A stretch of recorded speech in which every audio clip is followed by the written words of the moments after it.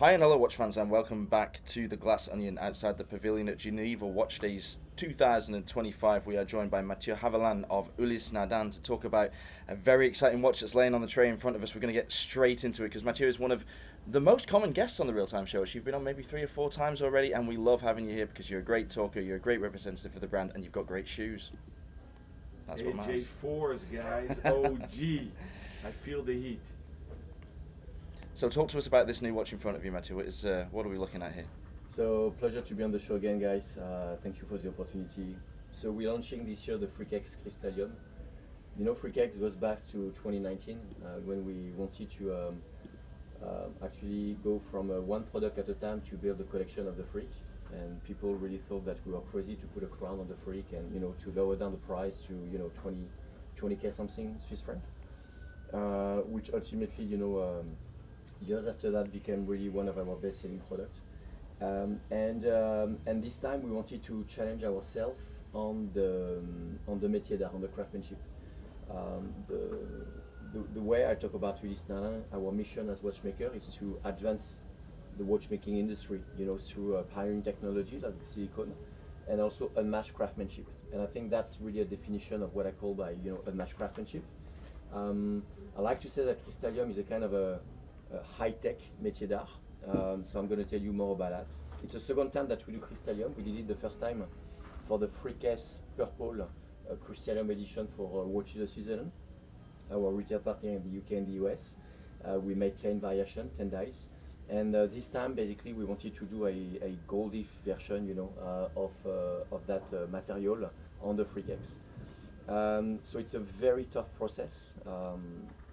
We wanted to make 100 of them. Ultimately, we're gonna make only 50, just because it's too costly, and the whole process makes we have to make several dies basically to have one finished product.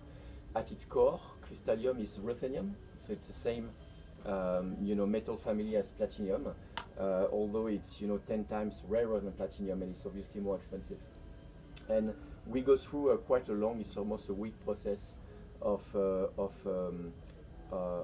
vapor crystallization of the ruthenium. So basically, we grow, Crystallium with a technical and chemical process, and the result is something very shiny, something very strong, and the raw material is gray, and then we apply a rose gold PVD on the die.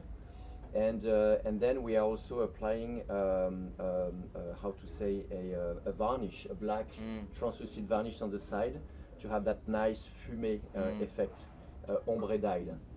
And I think the result is absolutely stunning. It's honestly not something I've ever really seen before. Like the fumé effect is absolutely incredible. Yeah, may I have a closer look at it, please? Absolutely. Because I want this watch on my wrist. Okay, so have a look at this. It's even better in real life than I'm sure it could possibly look on camera.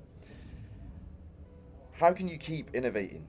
I mean, the Freak is already an icon, and I mean that in the truest sense of the word. You know how we feel about it. You know how we feel about Ulysse Nardin in general. But this is taking things to another level that we never saw coming. Where does the creativity come from? We go back to the to the brand mission. Why do we innovate? The mission of the brand is to inspire innovation and to foster human ambition. I mean, think back of the quote of Paul David Nardin, back in 1876, when he was about to change the game in marine chronometry. He was saying, if it's possible, it's done. If it's impossible, it will be done. And the way we managed to basically, take over the leadership of the British or the French in terms of marine chronometer and ending up, supplying the top 50 navy in the world is because we had that mindset, and it's because we kept innovating, making a better product, that we ended up basically, to be the market leader of marine chronometer. So at UN, we think differently by nature, and we really believe that real progress happens when you explore beyond what's possible. Rolf Schneider, which I wish I would have met, the owner of Ulysse Nardin, who acquired the brand in the 80s, was saying that great ideas come from inventors, dreamers, thinkers.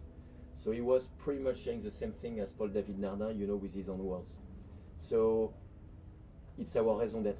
It's why we do things. And obviously, how do we inspire innovation in our world is by advancing the watchmaking industry through pioneering technologies and unmatched craftsmanship. Therefore, every time we launch a product, we need to make sure that there is a component of that, whether it's on the craftsmanship, whether it's on the mechanics, whether it's on the technology. We have to bring progress to the industry.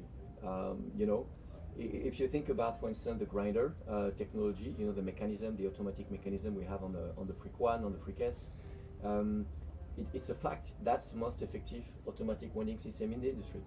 In 30 years from now, it will be, free of patent. If it's still at that time the most effective automatic winding system in the industry, other brands will use it. Same, what happened with silicon, which we pioneered in 2001. We also, have, we're gonna. I'm just giving you an example. We patented in 2006 an advancement on the silicon technology called the diamond seal. Right, we apply at Sigatech, our silicon lab in the Swiss Valley, some silicon synthetic diamond on the silicon to make the silicon even more robust. Through time. And now for me, for instance, it's to make sure that we have that in every single watches. And today we don't have that in every single watches. So it's like that red thread of innovation that needs to be really a common pattern for every single product we are launching. And therefore, in the métier d'art, there is a way also to experiment something new. That's what we've done also, with the silicone marquetry on the blast. No one has done that before. You have, a marquetry of straw, marquetry of wood.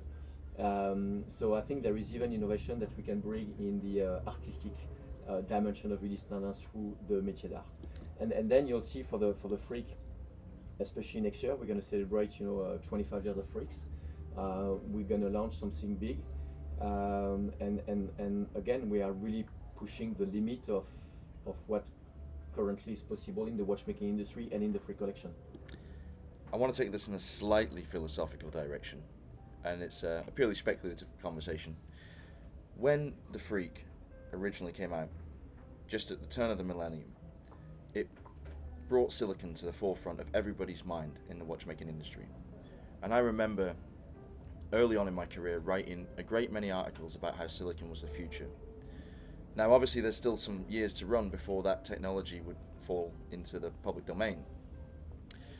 But I wonder now, after seeing many innovations in the years since, whether or not silicon will be the future of watchmaking, or whether watchmaking has changed sufficiently to almost go backwards. Because I mean, UN's fortunate in this sense because you have an incredible history. Like it goes all the way back to the marine chronometers, so you could pivot very easily. Some other brands, younger brands, maybe couldn't. My question is, these technologies that you're developing, as fascinating as they are, and as efficient as maybe the winding system you're discussing is, are they the preserve of other brands, or is it really something only you can do because of your abilities and also because of the brand that you are? It strikes me as questionable whether better is always better in the watchmaking industry, if you know what I mean. Yeah. Because a quartz watch keeps better time than any of the watches we're wearing. But that's not why we're here. We're not here for like absolute accuracy. We're here for innovation, for beauty, for craft. And the great example you just made, the silicon marquetry. I mean, you've taken the internals of the watch and you've made it the aesthetic point. So my question is, if I can drill it down to something, do you think that in, let's say, not just 5 years or 6 years when silicon technology will be in the public domain, but in another 30 years when the winding mechanism is in the public domain, will people adopt it? Or is it just your thing? When we were doing marine chronometers, obviously it was not about making a beautiful timing object. It was to make the most accurate tool possible to avoid people dying at sea, to give also a competitive advantage to nations, to discover new territories, and also to gain advantage over other nations, right? It was it was a vital tool. Then, so that's obviously the first period. Then if you look at the second big period for Ulysse Nardin, which is the 80s and 90s, that's a period where watches became, you know, a luxury object. Yeah. And therefore, we are not saving life anymore, making innovative timepieces. But again, I go back to the mission. We want to inspire innovation and foster human ambition. So in regards of the watches, yes, we want to bring progress. We want to, if I think about why is the silicone and why is the silicone an amazing breakthrough in the escapement, is because the escapement, as you know, can be magnetized. Mm-hmm. You know also that with all the shocks that the escapement wheel, the anchor are taking, you know, every second, every minute, every hours, every day, those are really the most vital component of the watch, but at the same time the most fragile component. So the goal really is to improve, you know, the timepiece per se. Same with the grinder, you know, the goal is to have to be more user friendly, and that's why the FreeCase for me it's not just the first automatic double balance wheel watch on the market and still the only one. It's just a proof to show that our winding system is the most effective on the market, because we are able to function watches that should not be functioning with an automatic winding system. So in the end, again, it's to be, you know, more user friendly, to have something that works, you know, automatically, as opposed to be manual wind. We are still investing in the sphere of maybe the next step of silicone. Actually, the next step of silicone in my hand, in our world, is already the Diamond Seal. Mm. It's a UN reality. It might become another brand reality in the future. And we are still investing in the space of the future of hairspring, maybe to try to have a watch that can operate and work without a hairspring at all, and also improving the power reserve and so on. That's why, you know, it's like hard R&D where we do invest. At the end of the day, it matters to us because it's who we are. We want to innovate with a purpose, not just to innovate just for the sake of innovating. And we want to innovate to inspire, because through the product we want to inspire beyond watches people to innovate, people to be, you know, a better version of themselves, people to push the boundaries in their own category. And that's why, for instance, we've been associated with this Global 3000, you know, the supercar rally, because all those guys are really sharing that mindset, you know. And for me, that's really the right way to be into automotive, you know. That's why we are not doing F1. That's why we are not launching a collaboration with another car brand, because this is conventional. Gumball 3000 is our unconventional version of doing something in the supercar world, you know what I mean? And last but not least, because we are not just innovating for us, you know, our silicon lab, Sigatech, which we co-founded in the years 2000, 95% of the supply goes to competitors. 5% of the output is for UN. 95 is, I will not name because I think it's not the right place to do so, but we've got many watch brands that are our client. Same goes for the enamel die, Donze et Cadran. You know, I had a client yesterday visiting Donze et Cadran, and he said to me, Matthieu, I was amazed to see so many dies made for other, like, big brands. And why are you not talking about that? I said, I don't want to be bragging about that. Donze et Cadran, it's an independent workshop that is owned 100% by Ulysse Nardin. We make some of the best enamel dies in the world. And yes, we make 1,000 enamel dies a year, about 100 for UN, 900, where do you think they goes? Wow. I mean, it's incredible to hear, and it's humbling to hear, really, that you have so many activities that affect so positively so many other brands. And it's great that you don't talk about it. Do you sometimes feel like you wish you could talk about it? I mean, it's a story that lesser brands would ride until they died, you know? Yeah, but it's not the values of the brand. Obviously, you know, especially through social media, through the podcast, you know, through the content we create, I want to make the UN story more known. You know, that's why, for instance, we did that collaboration with Amaury Guichon. He's a French. Swiss chocolate and pastry chef. It was incredible. And he's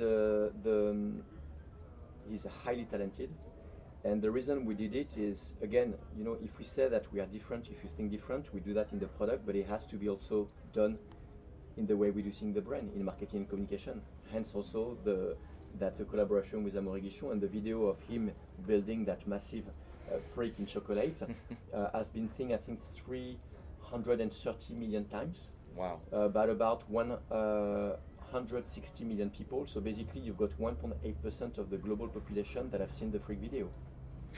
I have been forwarded that video over 100 times by my friends, Yes. my family. Yes. Yeah. And I wouldn't reply, thanks, I've seen it. Amazing, isn't it? Ulysse Nardin is cool. And so I that love the was crystal, by the way. The crystal is the most. Yeah. I like. What is that? It's made out of sugar. No way. So in fact, you know, I think I even had friends, like, you know, I lost completely, you know, track of them like 15, 20 years ago, that messaged me on LinkedIn, on Facebook, No way. about that, yes, reconnecting with me. So that's how you know that something really went completely viral, you know, and global. I begs the question, who ate it? Has someone It's eaten? it's kept in his laboratory workshop / museum in Vegas. So he's based in Vegas for now the Wow. past 10 years, and he has a whole, you know, facility where there is a constant, you know, humidity and Yeah. temperature, so that you can keep basically the sculpture alive. So the Hall of Uh, Fame of chocolate. Yes, I mean, it's private, but I had the opportunity to visit him in Vegas, you know, about a year ago, and that was insane. Amazing. So, you know, when that mission, in fact, I think at UN goes or transcends Ulysse Nardin, I think we have a bigger mission about and a role in the watchmaking industry, then you don't brag. You know, I was taking that reference of brands, you know, doing that much and saying a lot. UN is definitely, I believe, the opposite, and my role and the role, obviously, of the UN teams is to make sure that, yeah, we tell more of those stories because it has to be known. Talking of stories, you touched upon a topic I wanted to raise now is the métier d'art you guys have in-house, and you've championed enamel, grand feu, and many different techniques of enamel Yeah, that are out cloisonné, there. champ levé. Exactly. Classical, fantastic watch. The marine, torpilleur, marine, the diver even, the baton hands on the diver are fantastic. So every detail you guys you do unique. With the independence you guys have gained as so wide group, and with you at the helm and the youth you've literally transcended and the energy, are you guys letting go of these classic collections, or are you using all these amazing pieces, watches and wonders? We saw the diver, we now see the Freak X, another Freak is gonna come. It's all about R&D, technology pushing the envelope further.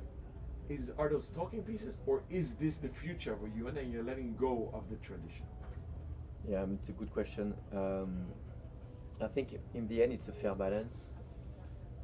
When we develop product, obviously you know, the product plan is already set for until 2031. I can tell you that the global direction in terms of design language, it's to go slightly more contemporary, slightly more classic. But when I say slightly, because we are not a classic brand, I mean, at least, you know, it's not what Ulysse Nardin is today. I would say that we are a sporty and contemporary high horology brand. Having said that, when we'll have the opportunity to, you know, redesign a Freak X, or, you know, redesign, you know, a Marine at some point, you know, those collections have to evolve around time.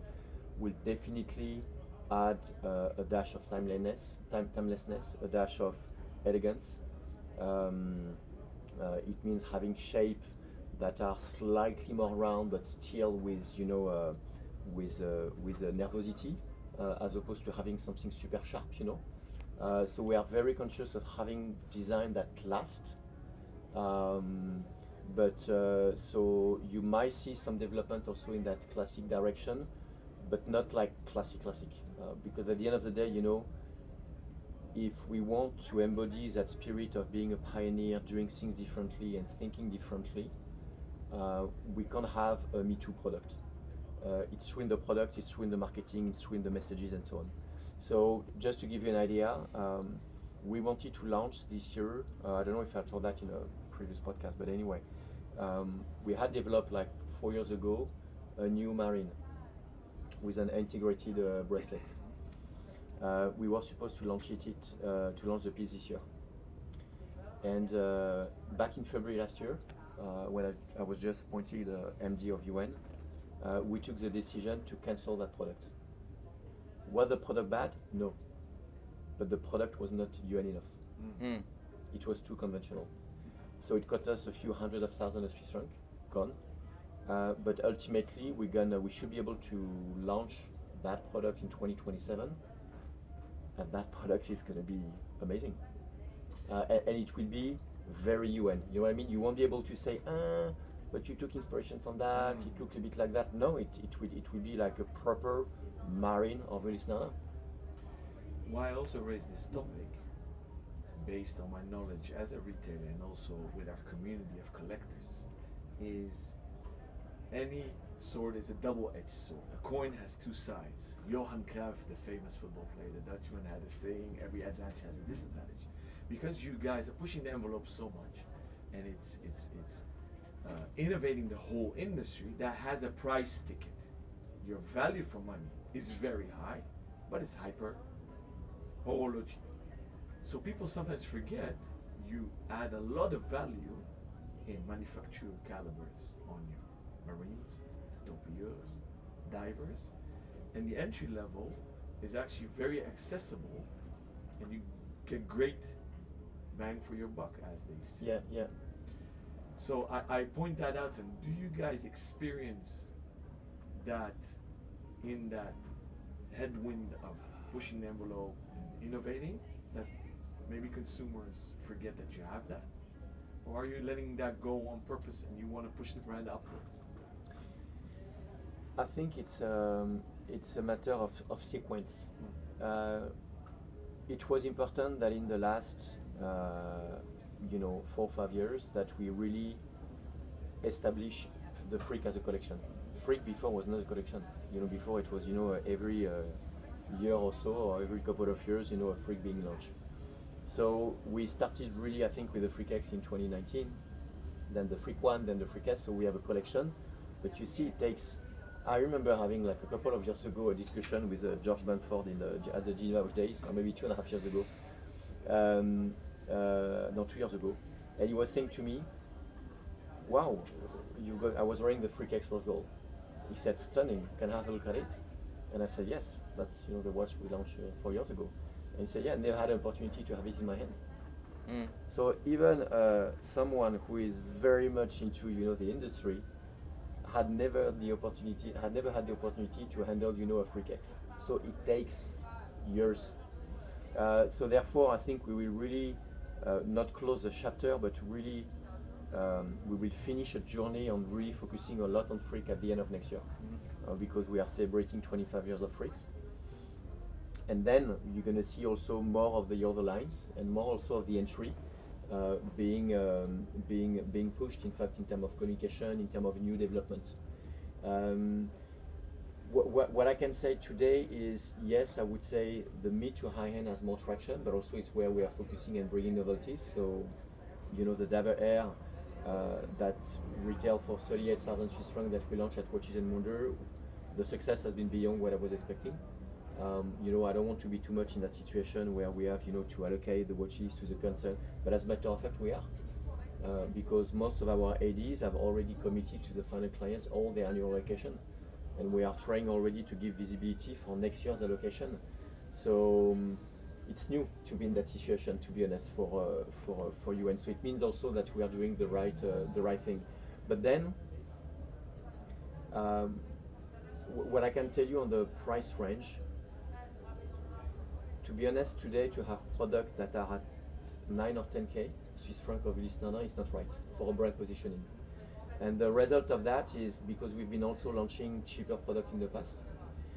And if you think about that, the Marine that was really the bestseller of UN, that has been discontinued about 10 years ago, the one with the element, with the rubber strap. Mm-hmm. You see that type of Marine that we manufactured from 24 to 2014. That was retailing 10 years ago 9,800 Swiss francs. So today would be like 13, 14, 15k. You see? So from a pricing positioning, in the future, the entry of UN will be probably in the range of 13,000 Swiss, so 14,500 euro. We are manufacturing just a few thousand pieces a year. We are not a volume brand. We are, an independent brand, and the access will be slightly higher than it is today. But I would say when I look at the product portfolio performance, we do still well on the torpilleur. We do quite well also on the diver nets, the entry-level diver with a lot of tech component, innovation in the material also that retail for like 12K is also doing well. But from a communication, from a positioning, yes, we focus on the higher end. Matthieu, it's always a pleasure to talk to you. We have to end the show now, unfortunately, but it has been a brilliant episode, and thank you so much for taking the time out of what I'm sure is a very busy schedule to come and sit with us here and for braving the heat of Geneva. We will see you soon. If you've enjoyed this episode, please like, follow, subscribe, comment, and check back in with us soon. We'll be back from Geneva Watch Days in a moment.